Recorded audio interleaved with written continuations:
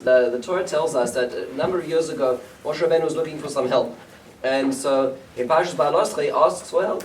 And Hashem suggests he finds 70 Zakanim, 70 elders, he does so. And not all of them can join the party.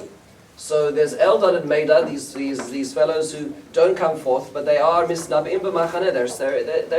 We don't know what exactly the details are, but they are oversharing. It sounds like they're giving prophecy in the camp of Israel. So Yoshua ben Nun is very concerned about this. So he turns to Moshe and he says, Adoni Moshe Kila'im.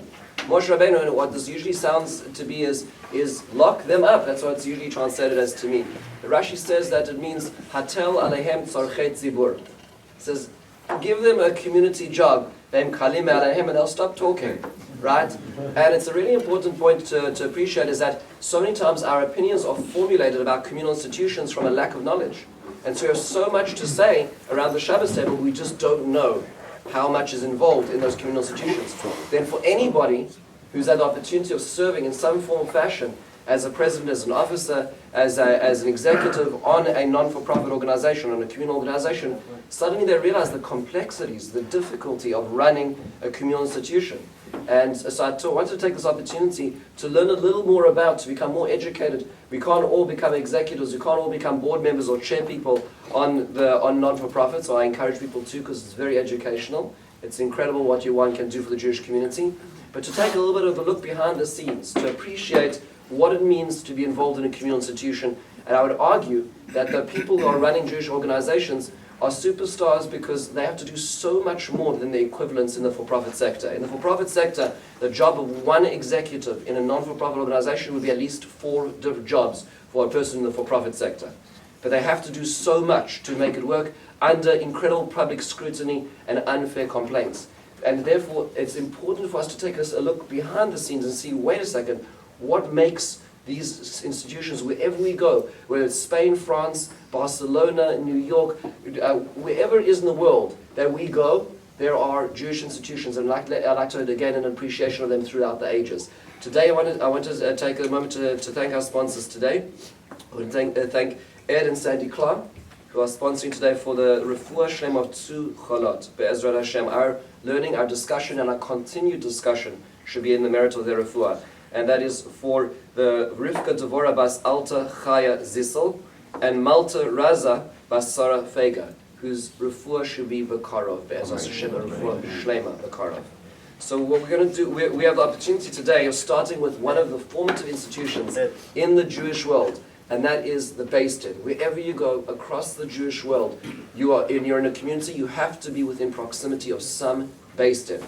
And throughout the course of Jewish history, this has been the case. And we are very fortunate in our context in New York to be actually very close to the Beis Din of America, which, and full disclosure, I had the opportunity of interning at many years ago under Rabbi Weissmann, and it is really a zechus, a merit that we can welcome back to our shul, Rabbi Weissmann, who is the Menahel, the director of the Beis Din of America. Rabbi Weissmann has received his rabbinic ordination from Reitz Yeshiva University, where he also not only completed regular smicha, which is called Yore Yore, in ritual matters, but also in Yadin Yadin, in legal jurisprudence as well, from YU. He is also a graduate of Columbia Law School. He was a Harlan Fiske, is that the correct pronunciation? Yes.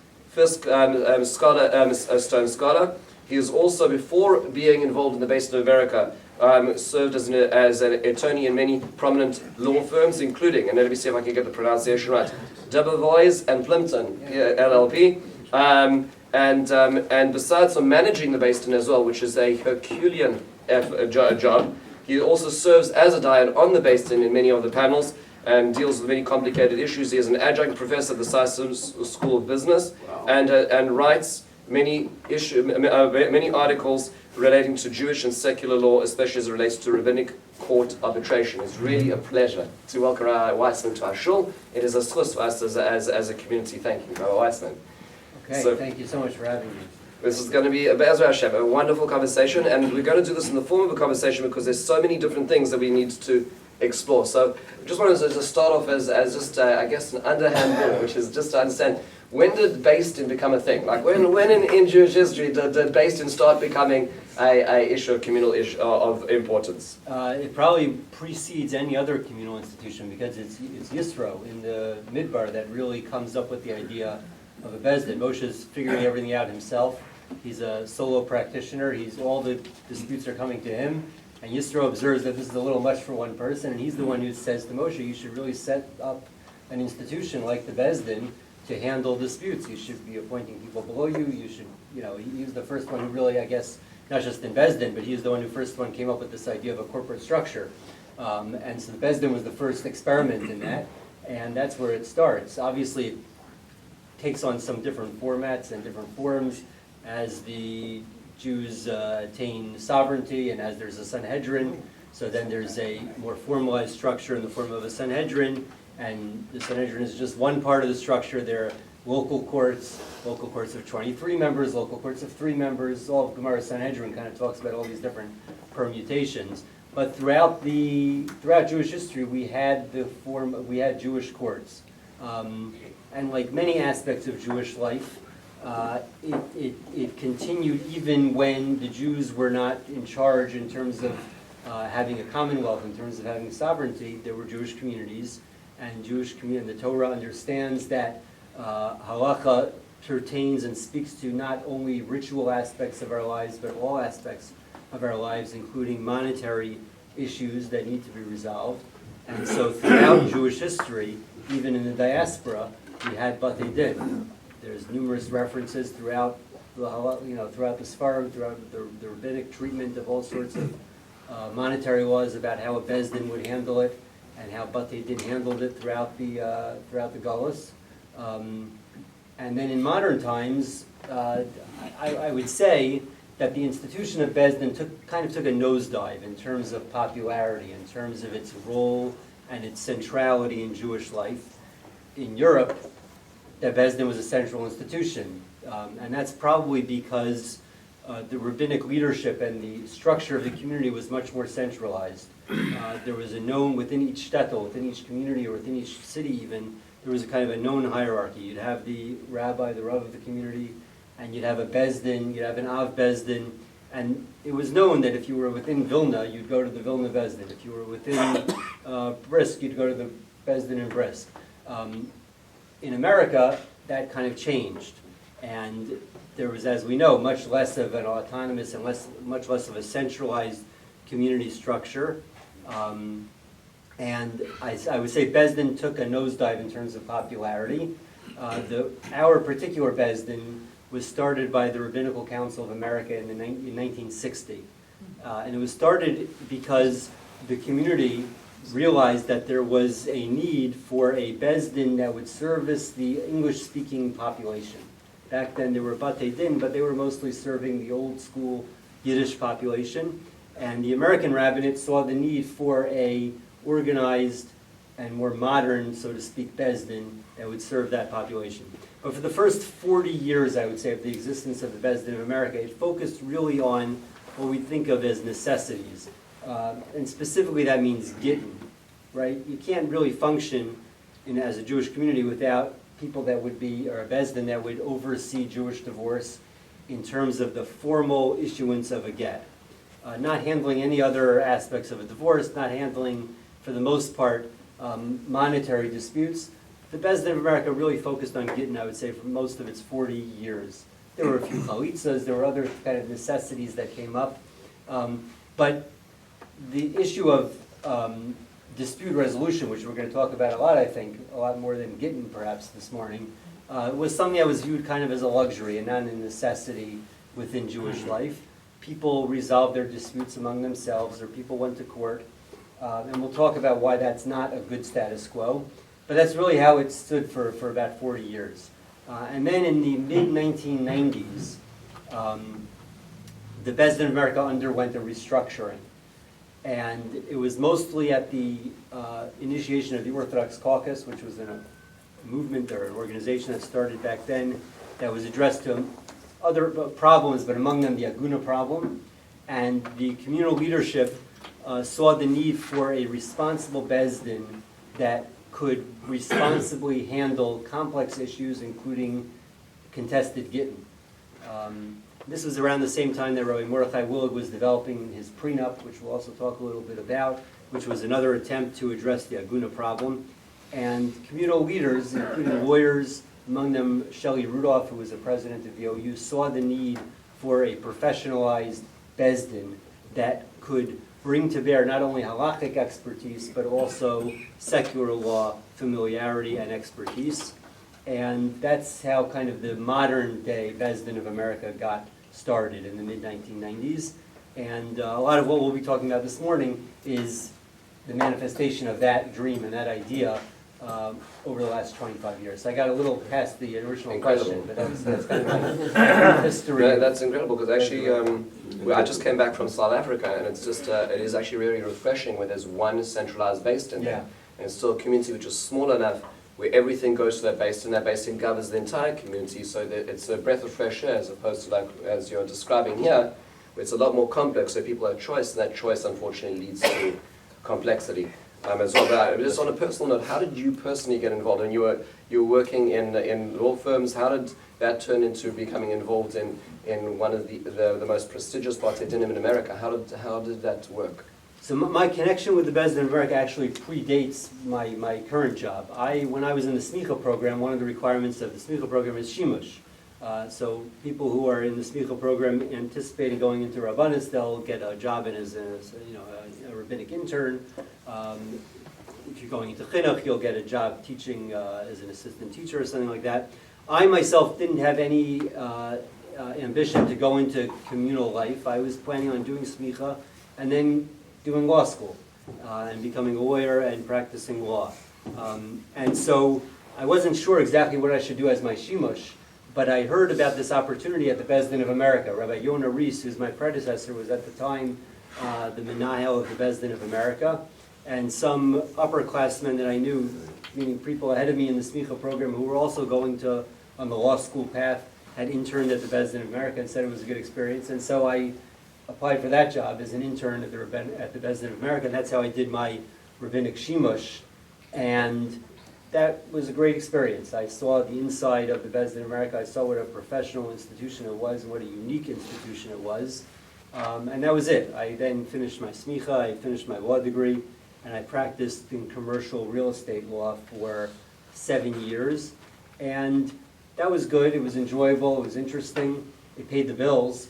But I still had a hankering for something a little more fulfilling. And at the time, I heard that Rabbi Yonah Rees was hired as the new dean of REITs, of the Rabbinical Seminary at Yeshiva University. And that kind of piqued my interest that maybe they're looking for replacements. I reached out to Rabbi Willig, who I knew I was a Talmud of Rabbi Willig, and he said, sure, apply for the job. I was extremely underqualified for the job because I had smicha, but it wasn't like I was the top guy in the Beis Medrash. I hadn't gone into Avodas HaKodesh. I had kind of gone on the law path, and it wasn't like I didn't have Yad Yadin. I didn't have any kind of rabbinical training in the way of what would be helpful for leading a Beis Din. But I figured, why not? You can't let an opportunity like that pass. And so I interviewed for the job, and to my extreme excitement and way that really changed the course of my life, at least professionally, I was asked to join the Beis Din, and I was hired in 2008 as the menahel of the Beis Din, and it's been a fascinating ride, fascinating journey ever since then. Incredible, just incredible. I've been in the office and seen things on a daily basis just to see how much is going on in that small office, and it's astounding. Yeah, when you were there, it was before we did our renovation. We did a renovation about 1.5 years ago, so you have to come back. It was not a beautiful office, if you remember. But there was a lot going on within those walls. There'd be people waiting, and you could have people in the antechamber waiting for a get, and then somebody getting Jewish status affirmed, and then a court case was being planned. There was so much going on in just a few rooms. But let's start at the beginning, because I think a lot of us sort of hear about Beis Din from the outside, and we don't really know. Unfortunately, sometimes a lot of negative associations, because we hear sometimes from friends what experiences that they've had, and we put all Beis Dins in the same sort of in the same car. And I just wanted to let's go through step by step. So when is a Beis Din supposed to be engaged? Like at what point in time, when it's like today, commonly, when would a Beis Din be called upon to be involved in communal life? Well, let's take a step back and kind of talk about the different spheres that we operate in, what the different services that we offer. I generally tell people we operate in three areas. One is matrimonial issues, where we are involved in the get, and that's a simple process. The get is an hour, simple not in the sense that you should try it at home, simple in the sense that it's an hour-long process. We schedule an appointment, we have a sofer, we have edim, the get is written, it's a 12-line long document, it includes the names of the parties, and so the process, starts with us asking questions about the names of the husband, names of the wife. The husband and wife both read from a script to confirm that they're authorizing the get of their own free will. They'll authorize the get to be written and signed. It's written and signed. The whole thing takes an hour, and the get is finalized. That's how you dissolve a marriage under Jewish law. So that's one thing that we do. That's pretty routine. The second area in which we practice is dispute resolution, which is probably the biggest and most time-consuming and it takes up most of our energy. That ranges from disputes relating to businesses, partnership dissolutions, landlord-tenant disputes, employment disputes, the whole range of disputes that people might have. And that takes place in the form of arbitration, either where the parties are signing a binding arbitration agreement, agreeing to abide by the decision of the Beis Din, and then it goes to arbitration, to a din Torah, where we actually have 3 dayanim sit in the courtroom, and we adjudicate the case just like any court that you'd see on TV or in a courtroom. Sometimes we'll do it through arbitration. Sometimes we do it through mediation, which is a process where we sit around the table and we try to bring about a settlement through discussion, through negotiation, and through settlement talks. So either through arbitration or mediation, we're doing dispute resolution, ranging from, as I started to say before, business disputes to matrimonial disputes. The first category was the get, the formal get, but when people get divorced, there are all sorts of disputes that need to be resolved, custody issues, financial issues, and so we'll often mediate or arbitrate financial issues and custody issues relating to divorce. And then the third area in which we're involved is a hodgepodge of halachic decision-making. Most prominently for a Beis Din in the realm of personal status. If a person needs confirmation of their Jewish status, let's say, for example, they're getting married and there's questions about their yichus, they'll come to us and we'll work through that and we'll issue a decision. If a person's getting married in Israel, they need a formal declaration of a Beis Din that they're Jewish, and we'll issue a certificate for that. Sometimes there are mamzerus questions that come up, all sorts of other kind of personal status issues. That's the third area in which we're involved. And then the other thing I forgot to mention in the first area is disputed get situations, aguna situations. We can talk a little bit more about that. So you asked when would a Beis Din be engaged, and the answer is all of the above. In any of those situations, people will open a file with us, they'll go on our website and open a file, and we'll either issue a determination on personal status, or we'll have a full-blown din Torah on a dispute, we'll have a mediation on a dispute, or we'll do a get, depending on what it is that they need. So let's dive into the middle category there for a second, because it seems that is a lot of time is taken on dispute resolution. So let's say there's a dispute in the Jewish community, and one party wants to figure this out. They want to get this done right, and so you said they open up a file. What's the next step? So like, what happens when this file is opened? How does that process work? How long would that take for a person to go walk through this process? Yeah, so the process, we refer to it as the hazmana process, which means the process of summoning a person to Beis Din. The background to this is that if you look in Shulchan Aruch, there are kind of two setups for a Beis Din in a community.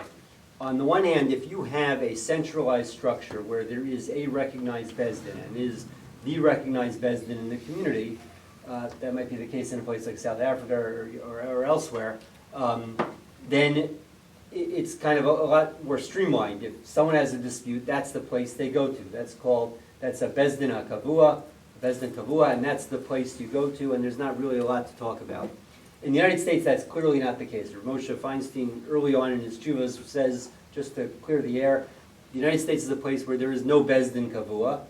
That's true probably in virtually every community in the United States, although in some communities there's a little more of a structure. Maybe Baltimore is a little more of a structure.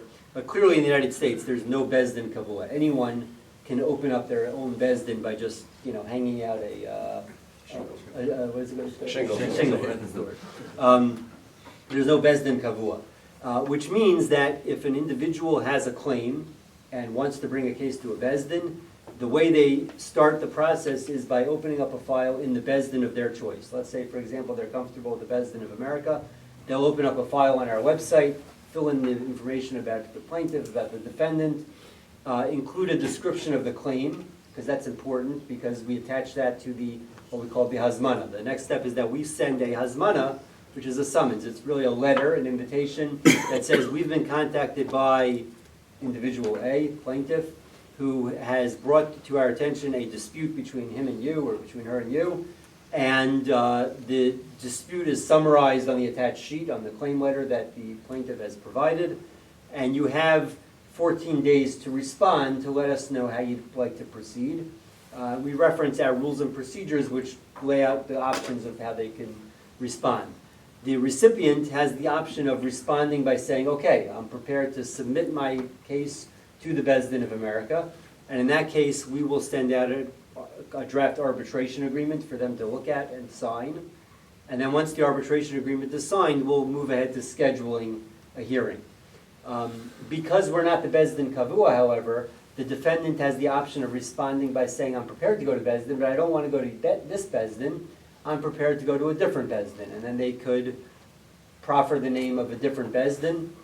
And that's when things can get a little sticky, because if the plaintiff wants to go to the Bezdin of America, and the defendant wants to go to, let's say, Machon Le'era in Monsey, which is a Hasidic Bezdin in Monsey, so then there's a stalemate. In theory, they could both kind of compromise. One could agree to go to Bezdin America, or the other would agree to go to Machon Le'era. But if there is that stalemate, then what's supposed to happen is the establishment of a Zabla. Zabla is an acronym in Hebrew for Ze Borer Lo Echad, V'Ze Borer Lo Echad, meaning it's a Mishnah in Sanhedrin.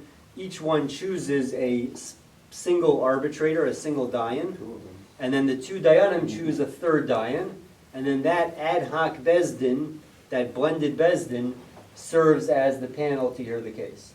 So that's a Zabla. We could talk a little bit about the pitfalls of Zablas and why they're good or why they're bad, but be it as it may, that's the way the Mishnah says you should handle it in a situation where you have this stalemate over bezdin. And then, of course, a person could respond to a hazmana by either not responding or saying, go fly a kite, I'm not coming to Bezdin, refusing to come to Bezdin. In that situation, we'll follow up with a second hazmana, with a third hazmana, and ultimately we could warn of the issuance of a seiruv, and then ultimately issue a seiruv. A seiruv is a document of contempt that says that this individual is not complying with his obligations under Jewish law of coming to Bezdin, and as a result, the community should put pressure on them to do the right thing and to come to Bezdin. And those are really kind of the three ways that the hazmana process could play out. So let's talk about a compliant responder, right? So let's say somebody's been summoned to the Beis, and he says, she says, I do want to go through the Beis of America. So then are there specific dayanim in the Beis of America? Is it based on the case? How does that work? Just let's say they're going with the Beis of America. Yeah, so if they're signing the arbitration, once they've signed the arbitration agreement with the Beis of America, we internally will assign the panel, we'll assign the dayanim. We have a roster of about 10 active dayanim, 12 active dayanim, and some are more active than others, and we'll staff the case based on, we try to kind of have a mix of expertise on the case. So in every case at the Bezdin of America, this is unique about the Bezdin of America, there's at least one attorney on the panel. We think that's very important, especially for complex commercial cases. You can't really understand the halacha unless you understand the metzias, unless you understand the facts and the circumstances of the case, and unless you understand the business environment in which the parties are operating. And so it's important to have someone with that expertise, with that knowledge on the panel to have that knowledge indigenous in the panel. Like, that's very, very important. I find that often it's the attorney on the panel. The attorneys need not be only an attorney. Oftentimes it's someone who has dual expertise. So he's a rabbi and an attorney. But often that person is kind of the most informed of the panel, is the lead of the panel, and really sets the tone for how the Din Torah is going to go. So we staff it based on a mixture of expertise. We'll put on people who have very deep Torah knowledge, deep secular knowledge, and that's the panel that hears the case. That's the panel that hears the case in the Beis of America. Phenomenal. So then, and let's go the other part. Let's say a person doesn't want to say they don't want to go to the Beis of America, whether they're playing games or they just don't. This is not their base, not their community. However it goes, so they want to go to another base, and we get to that stalemate that you described. So let's say now the stalemate, and there's this notion called the zabla, this ad hoc based in. Full disclosure, I've been taken to based in just because of serving the community. Thank God for trying to help the community. I was sued by multiple people in this community. Not this particular community, just in the larger Five Towns community, trying to help the community gets you sued by the community. Thank you to Kashrus, I've been through this process myself, and it's a very painful process too. So two questions. Number one is do you research the claim before issuing a hazmana? Meaning, let's say somebody has a preposterous claim, a ridiculous claim, and they fill out a form. Do you just pro forma go forward and invite the defendant, or do you exercise discretion in trying to figure out, is this actually a claim which holds water? We don't do any external investigation. We don't poke around on the internet and kind of figure out whether it's a meritorious claim. But we require the claim to be coherent and to state a claim, essentially, on its face. Meaning, the claim letter that the plaintiff submits to the Beis in America, we'll look at that and we'll say, does this make sense? If the claim is completely outlandish, or we kind of do, for the lawyers in the room, we use a summary judgment standard. If you assumed all facts as alleged to be true in this claim letter, would that result in a meritorious claim? If the answer to that is no, then we're wasting our time. We're not going to send out hazmana and harass someone for a claim that just doesn't even get off the ground. So we'll reject the claim letter where it doesn't meet that summary judgment standard. We'll also reject the claim letter, or tell them to try again if it's unreasonably simplistic in its presentation for a claim that is more sophisticated. Meaning, if you say in your claim letter in one line, this guy owes me $1 million because he stole my opportunity as a real estate broker, that's not a well-formulated claim. We need a little more meat before we're going to send out a hazmana. We need you to kind of plead out a basic fact. On the other hand, if it's a much smaller claim, then one sentence might suffice. It's a reasonableness standard that we apply, and the idea is to weed out nuisance claims and really only to harass people, so to speak, or bother people with a hazmana if there's something that on its face looks like a real claim. So that's the first. So now let's assume that somebody gets to the hazmana, they're not going. We get to the stalemate, and I interrupted myself. But let's say we were trying to get to and they created a zabla. So just from my experience, so the zabla is really like a circus, unfortunately, in the world, because it's already navigating and negotiating to get the person they want, who's going to say the thing they want, and just from my personal experience, it's really not a very pleasant or transparent process. There's zabla, which unfortunately it seems to be the way that things work. So how does the Beis in America handle that? When do you feel that this is a responsible route that you're allowing to happen? Yeah, so I agree with you. I don't like zablas. I think zablas are messy. It's a hard thing to say because the Mishnah itself, the Gemara itself, kind of recommends the zabla. And if you read the Rishonim, they all talk it up. If you read the Rashi right there in the Gemara in Sanhedrin, he says that zabla is great because by virtue of the fact that each litigant has a dog in the fight, has one arbitrator that's kind of looking out for his interests, and then a third neutral, you end up with I think his language is adin yotzei emes, that as a result of this like beautiful structure where everyone's represented on the panel, you end up with a really good outcome. Unfortunately, that assumes the good faith participation of the three dayanim as neutrals. And all too often, I think, nowadays, zablas are structured and actually function in a way that the party-appointed arbitrator, the dayan chosen by each party, kind of acts as an advocate for the party, more so than just someone looking out for the interests of the party.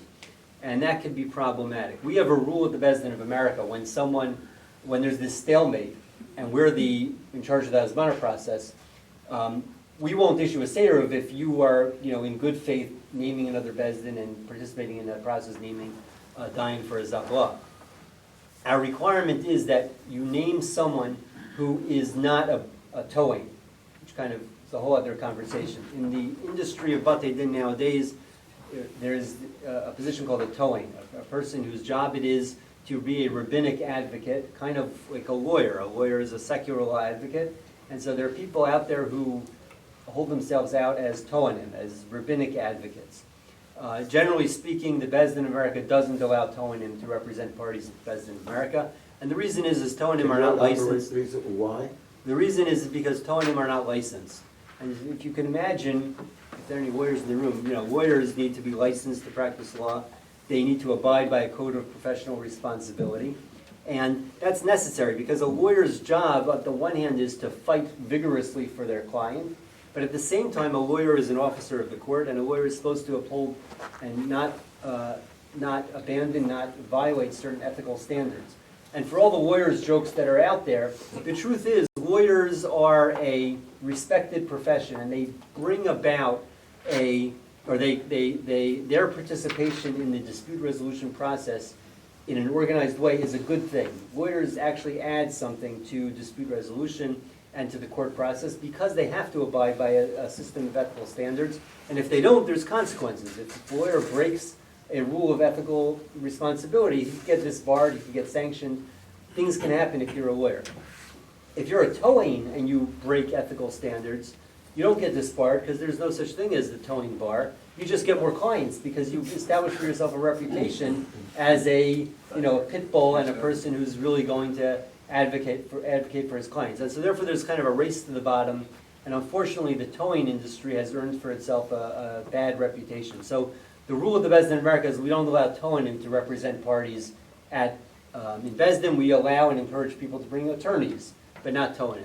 The exception is if both parties agree to allow towing, and anyone who has a towing also has a lawyer present. We figure that'll keep them honest maybe, but we don't allow towing. So getting back to the Zabla discussion, we don't allow tohenim to be borurim, meaning when you are choosing a dayan to act as your representative on the panel, we don't allow you to choose a tohen as your representative. And the reason for that is because tohenim are trained and that they're in the business of representing clients' interests, and we don't want it to be a game of one pit bull dayan representing a client's interest and another pit bull dayan, and then a third is really just the one neutral, and it leads to kind of a breakdown of the neutrality of the process. So we don't allow tohenim to be borurim, don't allow tohenim to be dayans. That's one rule that we have. The other preference that we have, but that often kind of doesn't happen when it comes to zablas that take place out there, is that ideally, dayanim are not supposed to have ex parte communication, not just ideally, dayanim are not supposed to have ex parte communications with parties, right? The whole integrity of the process and the whole neutrality of the process rests on the idea that these are three dayanim. They're insulated from any kind of side conversations with parties, and their only way to learn facts about the case is in an open court where everyone's there and everyone's present and has the ability to hear the arguments of the other side and has the ability to rebut the arguments of the other side. That's the only way it could work in a fair way. If there are side conversations between one party and any of the dayanim, that's a breakdown of the process. This is a pasuk in the Torah. The Torah says, Shamoa bein acheichem. The Halacha says very clearly you can't have ex parte communication with a litigant. When it comes to Zablaz, the minhag in New York, so to speak, or the minhag in America, is that all goes out the window. The Aruch HaShulchan already, right back in Europe, 150 years ago, writes that the minhag when it comes to Zablaz, and everyone understands it, and everyone agrees to this process, is that you are allowed to have ex parte communications with the party that chose you, and that's just the way Zablaz work. That's the way the Aruch HaShulchan describes it. At the time of the Aruch HaShulchan, perhaps they were on a higher level and they were able to kind of maintain a good neutral system even with the breakdown of that rule. Nowadays, I don't think we do as good a job doing that, and unfortunately, that's the situation. I'm sitting on a Zabla right now, where, again, I view Zablaz as kind of second best, and if you can avoid it at all costs, you should avoid it at all costs, and have a case heard by a reputable Beis Din that has rules and procedures and that ensures there's no ex parte communication and that the values of that Beis Din can inform the process. When that's not possible, so Zablaz unfortunately have to happen. I'm sitting on a Zabla now where the rules of the game, by everyone's agreement, is that there's ex parte communication. And it's a whole different kind of process. It's strange. I've been party to that. So that is precisely why it's so distasteful. Is that there's this negotiation as to the Tainim switching in as Dayanim. Like part of this process is like maybe I will just have this Tain and then we'll negotiate to have another Tain be another Dayan, and everybody's talking to each other how they're going to leverage the third part. It's unbelievable. Yeah. There are no rules, so there's all sorts of undisclosed conflicts of interest. Like when you don't have a Beis Din that has rules and procedures and regularity and structure, you don't know what to expect. You don't know what kind of Unfortunately, and they shout, and the louder they shout, the more. Right. As you pointed out, the more the clients will be getting. And unfortunately, I've seen this. I've seen the shouting. I've seen horrific things said to Rabbanim in the name of Torah, in the name of Torah. It's a very scary. So I think sometimes when we think about Beis Din, just to speaking to everybody, and we hear distasteful things about Beis Din, a lot of times we're hearing the off-track Beis Din. Right. We're often hearing about what has happened when it didn't go through the classic Beis Din process. And it turns into this, unfortunately, a circus in many cases because all basic laws of communication have sort of been lost in that process. Yeah, I sat a few years ago in a Zabla in a divorce case, and the divorce case involved this young couple. They didn't have a lot of money, and so what was the issue? So that's exactly the question. What was the issue? What was the issue is exactly. I don't think there were no kids even. There was literally nothing to fight about. They owned a house together. And anyone in this room could have easily resolved the case. Because what's the answer? You sell the house, you split the proceeds, and you move on with your life. And what happened was these young people were a little naive, and they were represented by, they realized they had a lawyer up and towing up. And the towing and lawyers saw that there was money here. Oh my God. And it was just entirely predatory. It was so inappropriate. I was sitting as one of the three Dayanim on this Zabla, and I was kind of begging my co-Dayanim to let's just end this. Why is this happening? And instead, they were kind of okay with this going on.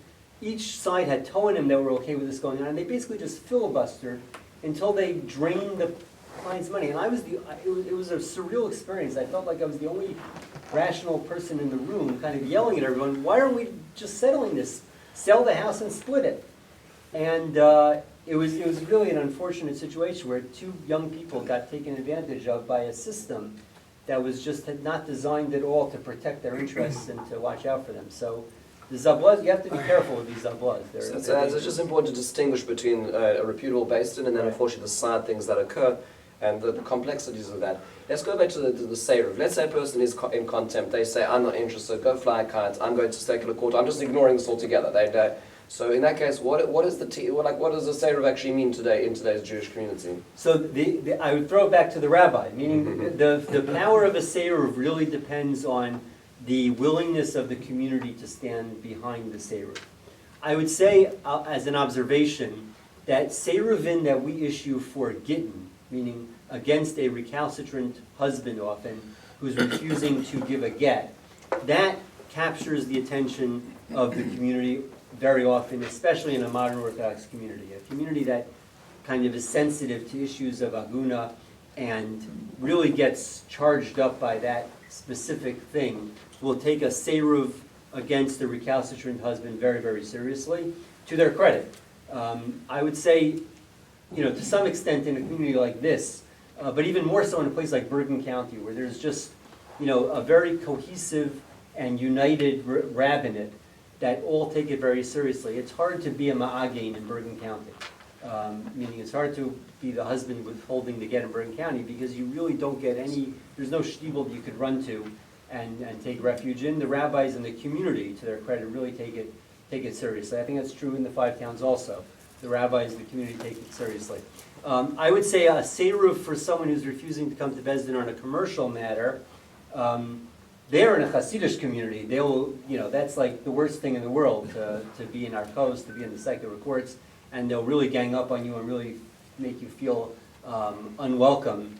I think less so, that's true, less so in the modern Orthodox community, where there's just not quite that sensitivity to the Yisrael Codes, to the prohibition against litigating in secular court, and the seruv is sometimes less effective.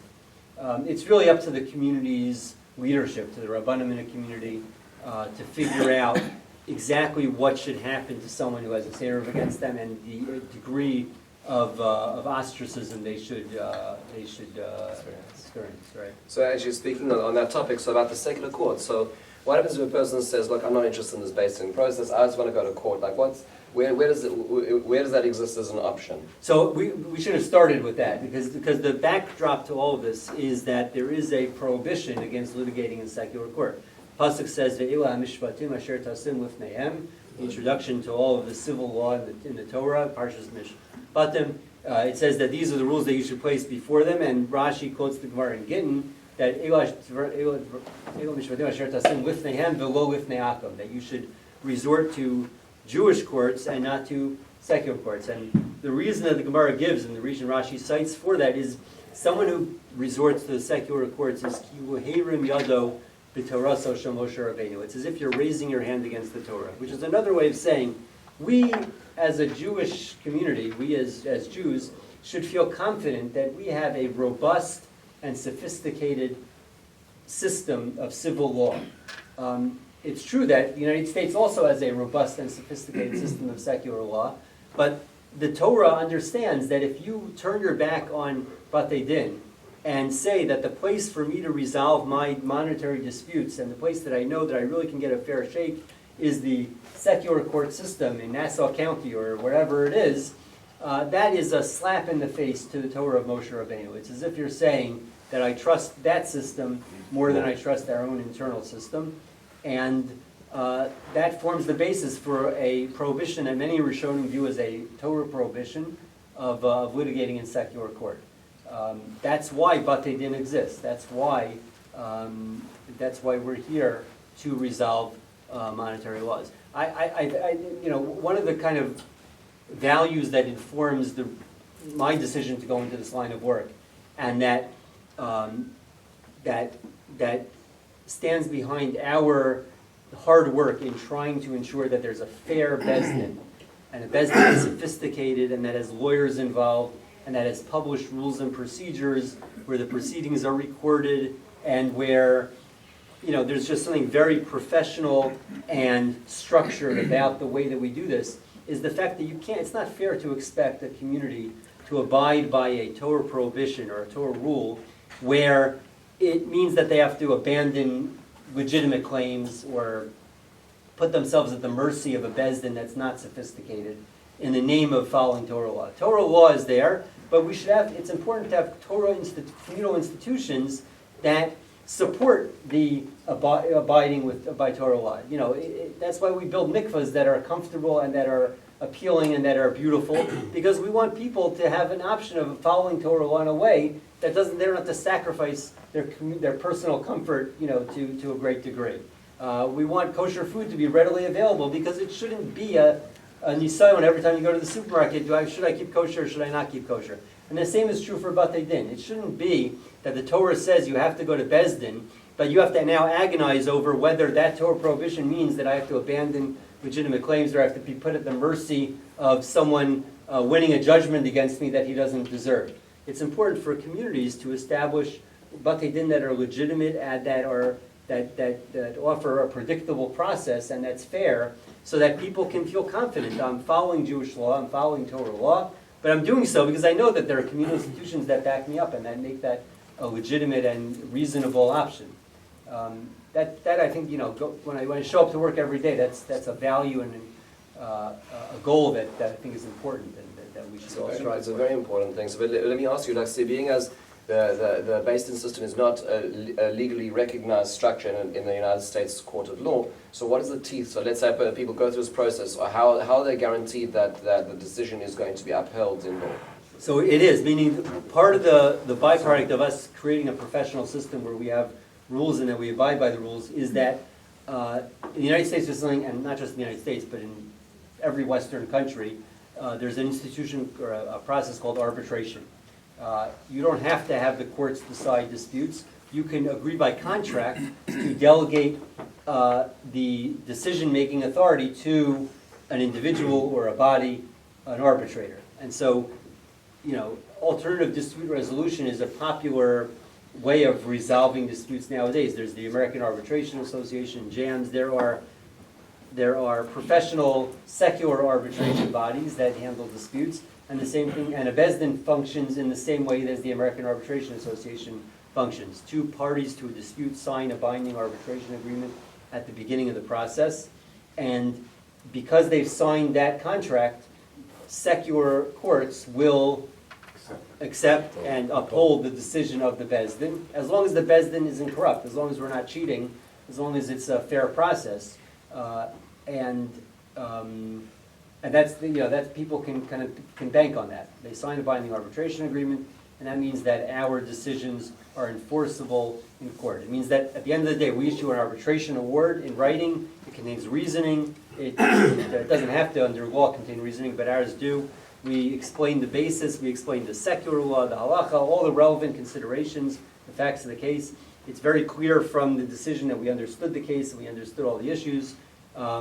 And then you can take that, go to court to confirm the award. The court will then issue a judgment that backs up the award, and that's an enforceable judgment, just like any court judgment is. Thank you for explaining that process. I guess with some of the hesitations I hear from people, and I just wonder if you could address this, is two things. One is, let's say when it comes to custody cases, like, if it's not the court of law, so like what's the protocol for custody? And the other one is the appeal process. Like, let's say a person feels they're badly done by, so in the court of law, there's a way to appeal the case. But in the Beis Din, is there such a process? And so those are two questions that people oftentimes have. We're all saying, I want to submit my life by signing this arbitration agreement to, which they feel scared of. Yeah, that's understandable. So the answer is, first of all, I should point out, when it comes to custody issues, actually as a matter of New York law, our decisions are not enforceable. So as opposed to financial issues, and even within a divorce case, child support issues and the financial aspects of divorce, that's all enforceable by virtue of the fact that they signed the binding arbitration agreement. But custody issues, figuring out who should have custody of the children, who should have decision-making authority for educational decisions, for medical decisions, how should the time-sharing work between two parties, that's all something that under New York law is not delegable to a Beis Din, and the courts retain jurisdiction over those cases. That's different than in New Jersey, for example, where you could actually arbitrate custody issues. But in New York, you can't arbitrate custody issues, or I should say, the decision of the Beis Din is not enforceable in court. However, I would say that in virtually every case where we decide custody issues, the case does not end up in litigation in court, because our process is a good process that results in finality, even if not legal finality, by virtue of the authority of the Beis Din, practical finality to the case. Because, let me talk a little bit about our process when it comes to custody cases and why it's a good process, and kind of how it's structured. So we always ensure that when there's a custody case in play, there's always a mental health professional, either as a member of the panel, and I just saw him at Chakras this morning. Dr. Norman Blumenthal is often that person. Dr. David Pelkovitz has in the past been that person, as a member of the panel or as a kind of fourth person sitting on next to the panel as the consultant to the panel, but who's there for all the hearings relating to custody. And that means that we end up with decisions, I think, or with a process that's even better than the courts. Because the courts rely on professional testimony, but ultimately the judge deciding the case is not a person who's a mental health professional. He doesn't know necessarily the best interests of the children. And so our process, by virtue of the fact that there's a mental health professional in the room advising the panel, or on the panel, I think adds a lot to our process for deciding custody. That's number one. Number two is the standard that we utilize for deciding custody issues is exactly the same standard as the standard utilized by the courts, which is the best interest of the children. That's how we're deciding the case. It's not based on anything other than the best interests of the children. And so that combination of a mental health professional involved, the standard best interest of the children, results in decisions that are going to look very similar to what you'd see in the secular courts, practically speaking, but with an added benefit of cultural familiarity, cultural competence. You have dayanim who understand yontif schedules, who understand the differences between schools and yeshivas, and when the parties are fighting over which yeshiva, they have that cultural competence that a secular court judge doesn't have. Also, the culture of the courtroom is a lot different. When you go to court, it's a very sterile environment. The lawyers are doing all the speaking. There's huge amounts of motion practice. It takes place over a long period of time, and that's not good for the children because they get caught in the middle of often a very acrimonious divorce process that goes on for a year or two. That's absolutely terrible. At the Beis Din of America, these processes usually take a few months. We just had a case that resolved itself within 3 months. We had another case that also maybe 2 months. It's a very swift and thorough, but still a much more efficient process.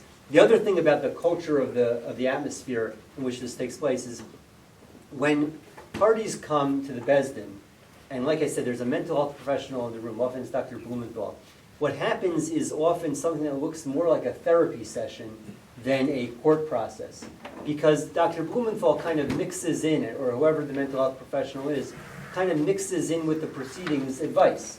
And it ends up often what started as an arbitration where it's the dayanim that are going to be the decision makers, it devolves into more of a mediation where the parties are kind of throwing out ideas and talking about acceptable schedules for visitation and what works best for the kids. And Dr. Blumenthal will nudge them this way or that way and will kind of throw out words of wisdom. And you see often these parents who are going through a very difficult time, they're scared about what's going to be the situation with their children. Their children are going to go through a tumultuous situation. They eat up Dr. Blumenthal's words. They take his advice, and you end up with kind of a very dynamic conversation in the room that results often, very often, in a settlement. I'm thinking the last 2 cases we heard just in the last few months, what started as what looked like it would be an acrimonious custody battle ended up with a settlement between the parties right there and then in the courtroom because we were able to have a dynamic conversation. That doesn't happen as readily in court. Court is a much more formalized process and much more adversarial just by its nature. And I think personally that's the biggest advertisement, the biggest reason why, set aside the Isser HaKos, the prohibition of litigating in court, set aside the cost and the fact that the process is much more efficient in Beis Din, the fact that the Beis Din is kind of a culturally competent, sensitive group of dayanim and mental health professionals who are there to have a conversation that leads to a resolution that's in the best interest of the children, that works best for both parties. That's the best reason for divorce cases to be handled in the Beis Din rather than in court. It's important to realize, though, in all this, you have to choose your Beis Din wisely. Meaning, I speak here about the process of the Beis Din of America, and I feel very, very confident that it's the place to do this and where you could really get a good, streamlined outcome. It's caveat emptor. It's buyer beware in terms of which Beis Din you're going to. You have to know that you're going to a Beis Din that has these features. And just to the appeals question, The appeal question, yeah. So let's say people feel that they were badly done by. Is there a process of appeal? The Beis Din of America is another unique feature of the Beis Din of America. We have an internal appeal process. So within 20 days after we issue an award, you could, by written submission, appeal our decision to the Av Beis Din. If you think that we've made in the rules and procedures, it's phrased as a mistake of Jewish law. If you think we've got it wrong, you could appeal to the Av Beis Din. The Av Beis Din is Rabbi Mordechai Willig. He will often delegate it to another dayan at the Beis Din, whether it's Rabbi Yonah Rees or someone else, or he'll handle it himself. And then there's a process whereby written submissions back and forth over the next, the other side has 10 days to respond, the other side has 10 days to respond, and I think there's one more response, whatever it is, it's in the rules and procedures. You can kind of argue that we got it wrong, and the appellate dayan will review it. And often enough, there's some, some change that happens, or it gets remanded back to the panel with, clarifying instructions. I would say the vast majority of situations, the initial decision of the panel is upheld, but there are times where it will get modified or revisited based on some argument that comes to light. It's a good way for us to kind of double check our own work before it goes to the courts, because we rely on the courts to rubber stamp our decisions. So it's nice to have a kind of a second look internally to make sure we got it right. There are so many more questions that I would like to ask, and that time is really coming to a close. I just wanted to perhaps on a personal level is, you deal with people all day long, and sometimes the worst of people comes out when it comes to Beis Din, because what are some of the lessons, what are some of the, it's something you've learned from people which gives you hope through this process? Well, I would say this, I think arbitration, and even more so mediation, over the years I've learned, is such a useful process. Meaning people get into disputes, people get into fights, and often it can be very, very adversarial, very acrimonious, and people really, their worst sides are shown.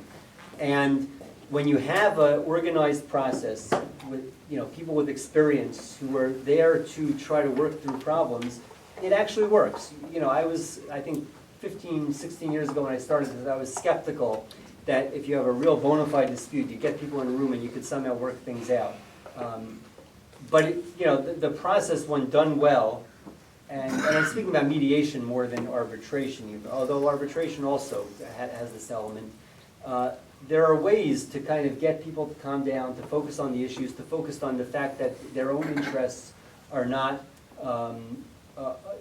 served well if they continue a fight, and there's room for compromise, and there are ways to kind of maximize the interests of the parties by talking through and coming up with creative solutions to problems. The answer to your question is, notwithstanding the propensity that people might have to fight and to get into disputes, I do think that having a professional and well-run institution in Jewish life where dispute resolution can really, really serve the people, and has the ability and the promise of bringing resolution to disputes in a way that works. Thank you very much. This has been very refreshing, and I'm going to advise people to you can subscribe as well to the Beis Din America has many past cases which they publish at anonymized, just to get a sense of some of what the complexity of the types of cases that are dealt with.